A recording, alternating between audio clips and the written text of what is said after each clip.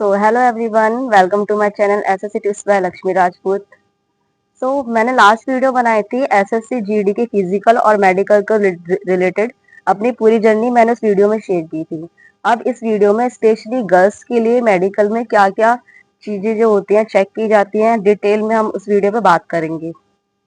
एक एक चीज को डिटेल में बताऊंगी बिना शर्माए, क्योंकि बहुत से लोग जो बातें होती हैं वो थोड़ी शेम की वजह से नहीं बताते हैं। बट मैं सारी बातें क्लियर बताऊंगी, और कुछ ऐसी पॉइंट्स जो आप वहां पे जाके गलती ना करो मेडिकल के लिए, तो वो भी मैं आपको बताऊंगी। तो वीडियो को पूरा एंड तक देखना, ठीक है। सबसे पहले हम फिजिकल स्टैंडर्ड और आपका फिजिकल इफिशिएंसी टेस्ट यानी रनिंग और आपके हाइट मेजरमेंट हो जाएगा। देन उसके बाद आपको थर्ड स्टेज आपका मेडिकल का होगा। स्टेज मेडिकल का होगा, वहां आपको एंट्री करने के बाद आपकी पहले जो भी उनका प्रोसीजर होगा सबका अलग अलग होता है। तो वहां पे या तो आपसे पहले रीडिंग करवा लेंगे, आपकी बीपी चेक करेंगे। तो बीपी चेक होता है, अगर आपका बीपी कम ज्यादा लो या फिर हाई रहता है तो कोशिश करना कि उन मतलब मेडिकल के टाइम पे अपने ऐसे ही खाना पीना रखना, ज्यादा से ज्यादा पानी पी के जाना है मेडिकल के टाइम पे, क्योंकि वो आपको कोई डिहाइड्रेशन वगैरह या कोई और प्रॉब्लम ना हो। तो बीपी चेक होगा आपका। बीपी पहले नॉर्मल चेक करते हैं, पल्स चेक करेंगे, नॉर्मल चेक करेंगे। देन उसके बाद आपको 10 या 20-30 बार जंप करवाएंगे। फिर उसके बाद तुम्हारा दोबारा चेक करेंगे। इससे क्या कंफर्म करते हैं वो कि कहीं मतलब थोड़ा सा रनिंग करने के बाद ये हाफ तो नहीं जाती है, ज्यादा प्रॉब्लम तो नहीं हो जाती है इसको। तो रीचेक करते हैं।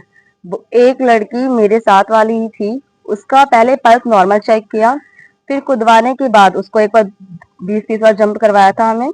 देन उसके बाद दोबारा उसका पल्स चेक किया, तो उसमें उसके पल्स को उसको रीमेडिकल पकड़ाया। हालांकि वो रीमेडिकल में बाद में निकल जाती है, पर वही बात है कि तुम ऑलरेडी वहां पे 2-3 दिन रुके हुए हो और रीमेडिकल के लिए तुम्हें 3 दिन और रुकना पड़ेगा वहां पर, तो टाइम वेस्ट होता है।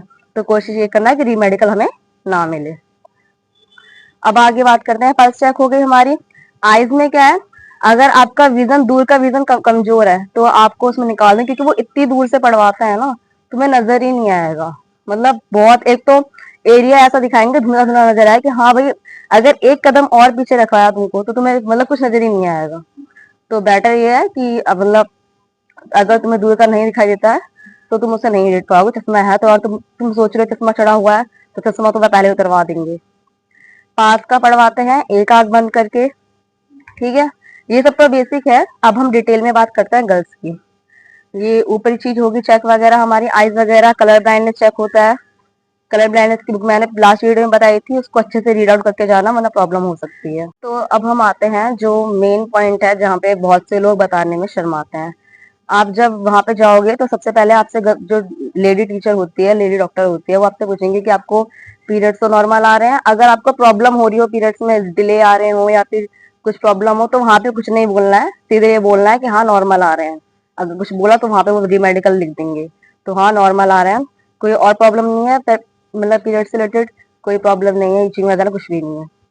देन वहां पे जाके आपको शर्माना नहीं है, वो आपके पूरे क्लॉथ आउट करवा देंगे, बिल्कुल नग्न अवस्था में आपको वहां वो खड़ा करवाएंगे। तो वहां पे हंसना नहीं है। बहुत सी गर्ल्स मेरे साथ वाली हंस रही थी, भाई साहब लेडी डॉक्टर है तुम्हारा, तुम मेडिकल के लिए आई हो, किस पोस्ट की मेडिकल के लिए आई तो देख लो तुम, और तुम हंस रहे हो।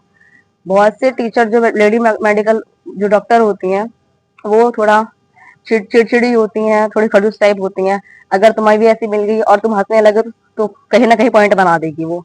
तो तुम्हारा पॉइंट ना बने, इसलिए बेटर है कि तुम वहां पे हंसो मत, शांति से जाओ अपने नॉर्मल तरीके से। उन्होंने कहा है कि अपने क्लॉथ आउट करो, तो अपने क्लॉथ तुम्हें आउट कर देने हैं वहां पे, ठीक है।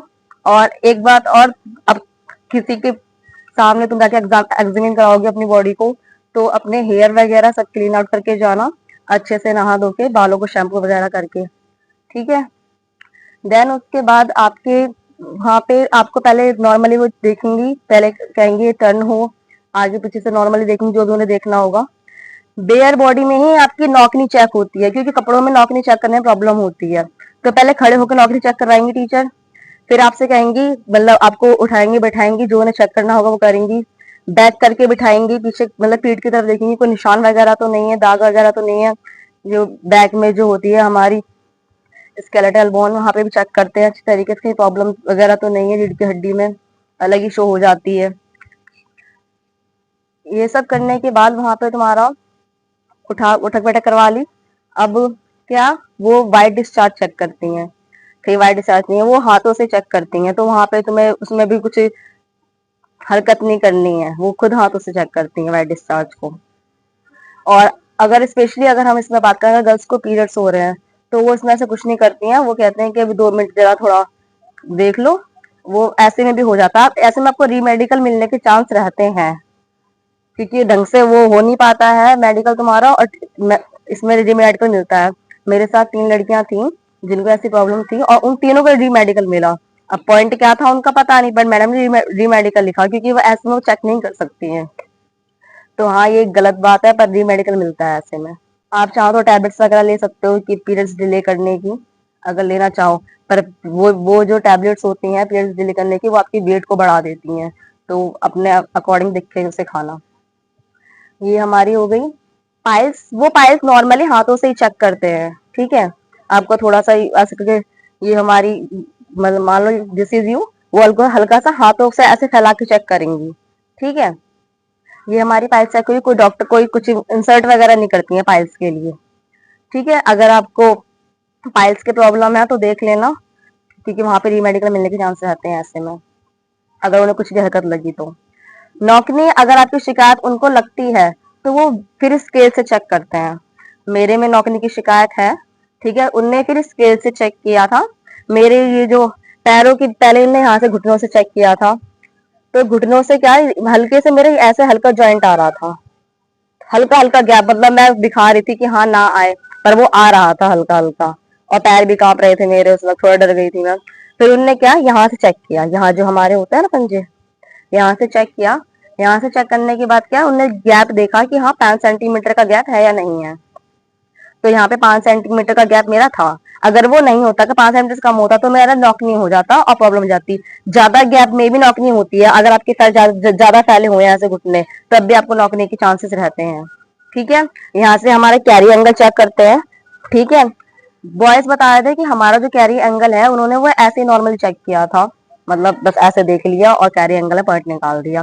पर हमारी जो लेडी डॉक्टर थी, उसने ऐसा नहीं किया। डॉक्टर ने हमारी बकायदा पूरे स्केल मेजरमेंट के साथ मेरा कैरी एंगल चेक किया था। उसके बाद वहां पे क्या, वो पहले बोलती हैं कि तुम्हें कोई मतलब चेस्ट पे कोई गांठ वगैरह तो नहीं है, तो वो भी वो दबा के देखती हैं।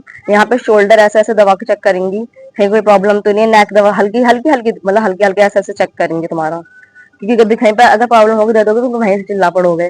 तो यहाँ पे थोड़ा चेस्ट वगैरह भी दबा के चेक करती हैं इस तरीके से वो। बस इतना सब कुछ चेक होता है, डिटेल में मैंने हर एक चीज बताई है, ठीक है। और अगर इसके बाद भी मैंने दांतों के बारे में नहीं बताया, दांतों के बारे में बता देती हूँ। बस नॉर्मली तुम्हारा जो दांत है, आपकी काउंटिंग कंप्लीट होनी, 14 डेंटल पॉइंट होते हैं, एक बार बस वो कंप्लीट होने चाहिए। और आपके मसाला भरा हुआ ना हो, मसाला भरा हुआ तो उसमें कैपिंग जरूर करवा लेना। अगर कैपिंग नहीं है तो आपको रीमेडिकल दांतों पे मिल जाएगा। कान वगैरह अच्छे साफ करके जाना अपना, क्योंकि भाई पॉइंट ही नहीं दे सकते। पिछली बार जब जीडी का मेडिकल हुआ था, 50 लड़कियों के ग्रुप में सिर्फ 12-13 लड़कियां पास हुई थी ऑन द ग्राउंड। री मेडिकल मिला था, री मेडिकल की बात हुई थी, 2-3 तो हुई थी, वरना सब मतलब सबको री मेडिकल में निकाल दिया था। री मेडिकल में 2-3 दिन तुम्हें वेट करना पड़ता है, तुम्हारा टाइम वेस्ट होता है। तो कोशिश ये करना कि एक दिन अपना सब कुछ अच्छे से करके जाना, ज्यादा से ज्यादा पानी पी के जाना। ब्लड और यूरिन होता है, यूरिन आपको ज्यादा येलो है, यूरिन से कोई प्रॉब्लम नहीं होती है। अगर आपको कोई पुरानी हिस्ट्री है आपकी बेकार मेडिकल रिलेटेड, तो प्रॉब्लम आ सकती है, वरना यूरिन से कोई प्रॉब्लम नहीं आती है। आपका ब्लड चेक होता है, हाँ ब्लड बहुत अच्छे से वो होता है। अगर आपके यूरिन के टाइम, मतलब अगर आप पीरियड से हो और अगर यूरिन आ रहा, यूरिन की जांच करवानी है आपको, तो कोशिश करना कि पहले थोड़ा यूरिन निकल जाए, उसके बाद का यूरिन आप कलेक्ट करना, क्योंकि स्टार्टिंग के बाद यूरिन में ब्लड आता है, तो वहां प्रॉब्लम हो सकती है। तो ये सब था इस वीडियो में, ओके। अगर इस वीडियो से, अगर इसके बाद भी अगर आपको कोई भी रिलेटेड प्रॉब्लम हो, तो आप मतलब भाई मतलब शर्म मत करना इसमें, क्योंकि आपकी लाइफ की बात है ये। अगर आपको पॉइंट में तो दिक्कत हो जाएगी, आप आराम से कमेंट बॉक्स में टाइप कर देना, ठीक है। मैं आपके हर एक बात का अच्छे से रिप्लाई दूंगी और डिटेल में रिप्लाई दूंगी। और अगर मेरी वीडियो आपको हेल्पफुल लगी हो, तो प्लीज चैनल को सब्सक्राइब कर देना, और अपनी उन सारी फ्रेंड्स के साथ शेयर कर देना जो एसएससी जीडी का इस साल मेडिकल देने जा रही है। मैंने भी जीडी का मेडिकल दिया था, मैंने फर्स्ट टाइम ही मेरा भी फर्स्ट टाइम था, मुझे कोई इतनी नॉलेज नहीं थी। मैंने भी यूट्यूब पे काफी वीडियोस देखी थी, पर इतने डिटेल में रियल में किसी ने नहीं बताया था। अगर थोड़ा पहले बताया होता तो मैं घर से सेविंग वगैरह अच्छे से क्लियर करके जाती, फिर मुझे वहां रूम पे वगैरह करना पड़ा। तो आपको मैं डिटेल में बताया है, हर एक चीज डिटेल में बताई है, तो आप अच्छे से पूरी प्रिपरेशन के साथ जाना। और वहां पे आपको 3-4 दिन लग सकते हैं, अगर 4 चीजें एक साथ हो रही हैं तो। ठीक है, तो सबके लिए रेडी रहना। Okay, bye.